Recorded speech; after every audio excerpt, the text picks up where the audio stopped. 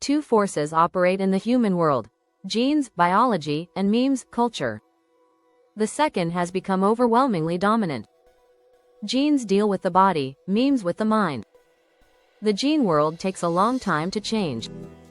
The meme world can change overnight. The latest meme can alter everything. What is the vehicle of genes? It's the physical body. What is the vehicle of memes? It's consciousness. Animals aren't conscious. They are not part of meme world. Animals are stuck with their biology and their basic instincts and archetypes. They have no culture and no knowledge. They are strictly empirical creatures, just like meditators and scientists, and have no access to rationalism. Consciousness is what allowed humans to add culture to biology and transform the human condition, making humans the masters of the world. Science has no explanation for consciousness, and it takes no interest in culture. In the genes, memes game, scientists study biology and ignore culture. That's their defining problem. Science itself is a cultural product. It has specific cultural characteristics associated with sensing types. No animals practice science. Science is possible only thanks to consciousness and the culture it generates, yet scientists reject culture. How perverse is that? It's wholly thanks to culture that they do what they do. It's not thanks to genes. The animal world has countless genes. No animals do science. Consciousness is all about language.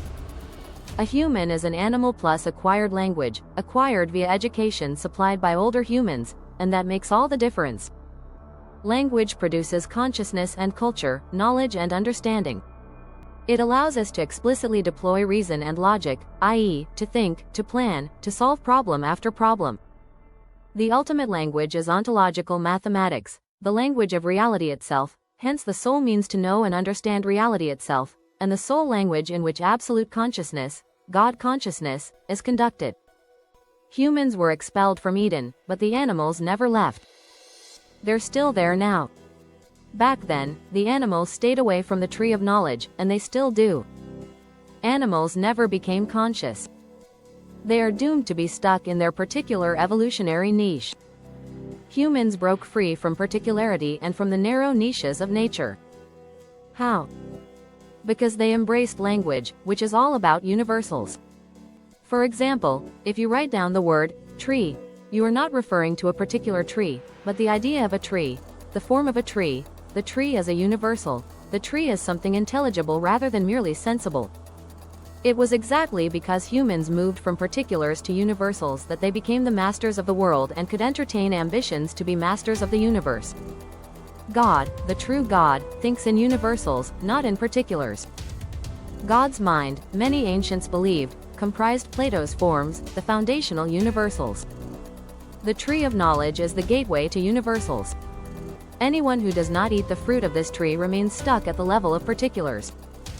The tree of knowledge furnishes access to the intelligible order which transcends the merely sensible order in which animals are stuck. Why was science so useless before it embraced mathematics? Because it was all about particulars and had no way to universalize itself. Only when it adopted mathematics did science access the supreme subject of universals, hence could universalize all particular knowledge, i.e., sensible facts. Yet science still hasn't gone nearly far enough down the mathematical road. Science remains tied, by its defining experimental method, to sensory observations, i.e., one particular after another. Scientists refuse to think universally. Their method and paradigm preclude this. They remain trapped in Plato's cave, prisoners of their senses, their means of observing particulars. They reject reason and logic, their means of accessing universals. Ontological mathematics is all about getting rid of bottom-up particular thinking and instead transitioning to top-down universal thinking. This is what turns ontological mathematicians into gods. Scientists are to ontological mathematicians what animals are to humans. They are particularists up against universalists. The universalists always win. That's because they have a universal psyche, able to cope with everything, rather than a particular psyche, only able to cope with particular niches. The scientific niche is the one associated with the limited, fallible, unreliable, delusional human senses. Scientists staked everything on the senses, connecting them to reality. But the senses don't do that. The senses connect humans to particular phenomena. They absolutely miss universals, and it's universals, not particulars, which define the universe. Leibniz, the uber-rationalist, said, "In whatever manner God created the world, it would always have been regular and in a certain general order. God, however, has chosen the most perfect, that is to say, the one which is at the same time the simplest in hypothesis and the richest in phenomena. The world God chose was the most universal, not the most particular. The most universal world is automatically the simplest in hypothesis and generates the most phenomena exactly for that reason. The more you particularize a system, the more you restrict what it can manifest, and the more you complicate it in hypothesis. Look how complicated science's M-theory is, a sure sign that it is wrong. God would never use M-theory. God is mandated to use the simplest theory, not the most complex. That's exactly how and why we can find the answer to existence. We are looking for the simplest, most universal theory, and that is ipso facto the solution to existence. Do you see that we do not have to perform any experiments, observe anything, or measure anything, do any science, to find the answer to existence? All we need to do is think, rationally and logically, in terms of universals. Science can't bear this. To understand reality, you need only identify what is the most universal building block. That is the one that will ipso facto generate the most phenomena. You do not identify it by observing the particulars of the world, as science advocates. That's exactly what you don't do. You are seeking the universals that underlie all particulars, hence no particular will ever, by definition, show you the universals, only the phenomenal appearance of a collection of universals. You get to the universals via the universal method of reason and logic, not the particular method of sensory experiments. You don't get to the universals via particular science, but via universal mathematics. Why is mathematics essential to science? It's because you cannot explain anything by particulars. Yet science is all about experimental particulars. Explanation, however, is all about universalization, and so science has to invoke mathematics to provide this universalization. However, it ludicrously treats particulars as real and mathematics as unreal, proving that it has no clue how reality works. Reality is about universals. Particular phenomena, the things that science observes, are produced through combinations of universals. The key entities are the universals, not their derivatives, the particulars. The mathematical process of combining disparate universals leads to their particularization in spacetime.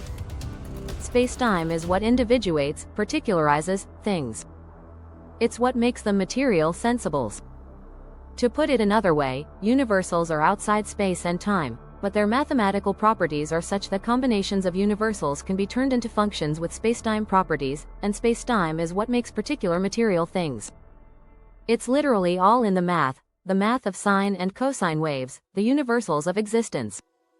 Science has an inverted worldview. It tries to work its way, bottom up, by induction, from particulars to universals, which it thinks are unreal. It refuses to work its way, top down, by deduction, from universals to particulars, as in ontological mathematics. Yet, with energy, strings, science is perilously close to arriving at universals as the basis of all particular phenomena. One day, the penny will drop. One great day, scientists will realize that the universals are sinusoidal waves, which, since they net to zero, are ontological singularities, zeros, nothings, immaterial entities outside space and time. Sinusoids are basis thoughts, and everything is made of thoughts. Thoughts are the universal basis of reality. All of our particular thoughts are just combinations of basis sinusoids, universal thoughts. The universe of space, time and matter is just a particularization of universal thoughts. The universe is what you get when a specific mathematical property of eternal and necessary sinusoidal waves, namely the property of phase, gives rise to a plethora of temporal and contingent combinations of sinusoidal waves, which constitute the phenomenal observables of the universe. In ontological Fourier mathematics, the eternal and necessary sinusoids of the frequency domain produce the temporal and contingent observables of the spacetime domain, and do so simply by entering into combinations, via which they can produce any ontologically possible particular pattern. Ontological Fourier mathematics, a universal mathematics, provides an off-the-shelf, analytic solution to everything. You don't require anything else. Why would you need anything else? When we have found the simplest universal solution, our job is done. We have read the mind of God. Ontological Fourier mathematics is the answer to Leibniz's requirement for the world to reflect the simplest hypothesis and the maximum phenomena. The simplest hypothesis is that a singularity of mind, a frequency domain of pure sinusoidal waves, can, via a spacetime projection, generate all of the observable phenomena of the physical universe. End of story. Full stop. No one needs to look at the universe even once, or perform a single experiment, or do any science at all, to work this out. All you are required to do is use reason and logic properly, to arrive at universal mathematics, aka ontological mathematics, aka mathematics as pure mind, pure thought, pure life, pure light, mathematics as a cosmic, self-solving organism of living light, which is to say living mind. We are all essential nodes of this extraordinary organism. This organism is God. Each of us is part of the divine light. Light was not created. No one ever said, "Let there be light." Rather, God is light. God said, "Let there be matter." And it was made via twisting light into material patterns.